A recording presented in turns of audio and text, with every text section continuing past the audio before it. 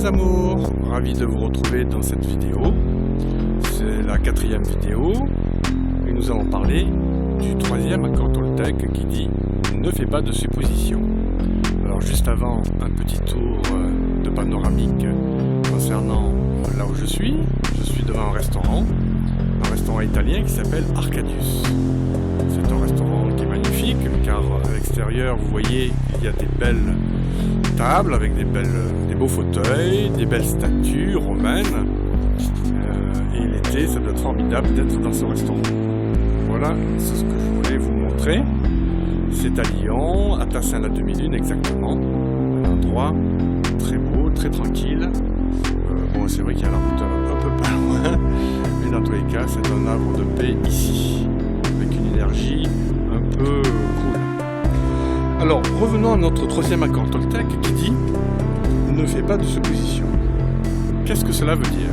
Cela veut dire d'oser poser des questions, exprimer ce que l'on veut dire clairement, précisément, pour éviter tout malentendu, drame ou tristesse. Alors, deux façons de voir ce texte. Soit c'est nous qui faisons des suppositions, soit c'est autrui qui fait des suppositions. Alors commençons d'abord par nous. Si nous faisons des suppositions, essayons d'apprendre à ne plus en faire par des techniques comme la CNV ou par l'assertivité. Alors juste un petit rappel de la CNV, de toute façon nous reprendrons cette méthode, cette technique dans un autre moment, dans une autre vidéo. Et pour l'heure, juste vous définir les 5 étapes de la CNV qui sont les suivantes. Premièrement, lorsque vous voyez quelqu'un qui dit quelque chose qui n'est pas clair, ou que c'est vous qui semblez pas clair avec les observations, vous voulez dire quelque chose sur les observations de quelqu'un, son comportement, à ce moment-là, exprimez les observations, les faits, de façon précise. Ensuite, deuxième phase de la CNV, de la communication non violente, c'est d'exprimer son ressenti. Par exemple, je ressens de la peine, ou je ressens de la tristesse, ou je ressens de la joie, ou je ressens de l'anxiété lorsque j'ai observé tel fait. Voilà, ça c'est précis. Ensuite, troisièmement, dire son besoin, parce que j'ai besoin d'affection, parce que j'ai besoin d'être organisé, parce que j'ai besoin de voir les choses bien rangées, parce que j'ai besoin d'être en bonne communication fluide avec toi, etc. Quatrièmement, faire sa demande de façon précise aussi. Et je te demande de faire ceci ou de faire cela, s'il te plaît. Voilà, avec les formes. Et cinquièmement, demander ce que pense autrui. Du style, et que penses-tu de ce que je viens de te dire, en essayant que autrui respecte les mêmes phases de la CNV. Par exemple, est-ce que tu es d'accord avec mes observations? Est-ce que toi aussi tu as des observations à faire? Est-ce que tu comprends mon ressenti? Est-ce que toi-même tu as un ressenti à exprimer? Est-ce que tu comprends mon besoin? Toi-même as-tu un besoin à exprimer? Et est-ce que tu es d'accord avec ma demande? Est-ce que tu la comprends? Est-ce que tu veux ou est-ce que tu souhaites la respecter?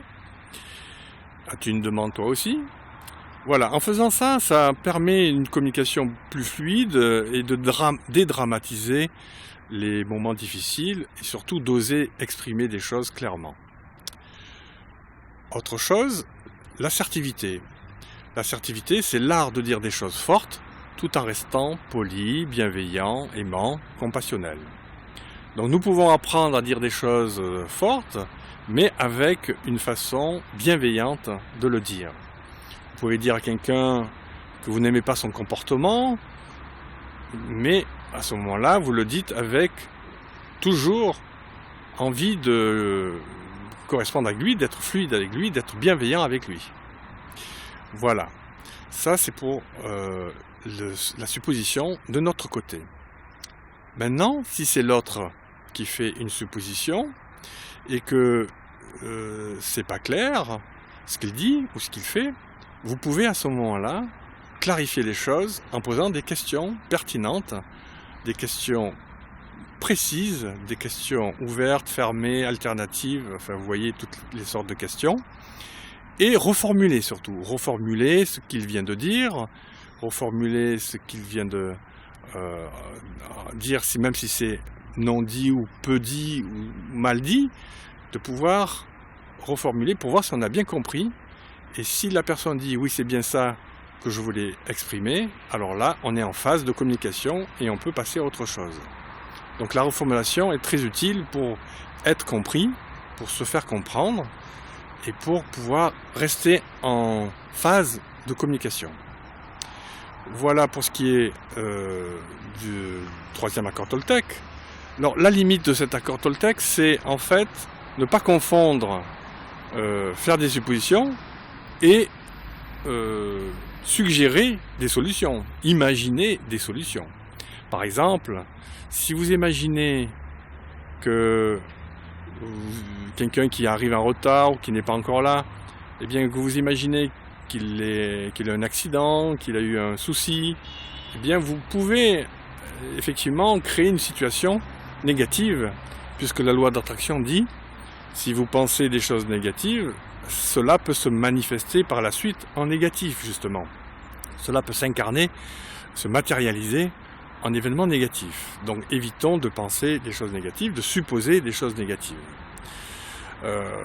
Autre chose, à ne pas confondre avec le troisième accord Toltec, c'est lorsque vous souhaitez imaginer des solutions à un problème. Il est normal d'imaginer, de supposer, de faire des idées, des créations d'idées pour pouvoir résoudre un problème, d'avoir un plan B pour résoudre un problème qui nous tient à cœur et qui nous permet d'être plus dans la fluidité de communication ou dans le bien-être. Voilà ce que je voulais vous dire sur cet accord Toltec. J'espère que vous pourrez en pratiquer une partie et que cela vous a plu. Eh bien, je vous souhaite une belle journée. Là, le soleil est en train de se coucher ici. Eh bien, on se retrouve pour le quatrième accord Toltec dans une 5e vidéo. Je vous fais un gros bisou et très belle journée, très belle soirée ou très belle matinée. C'était Soigny.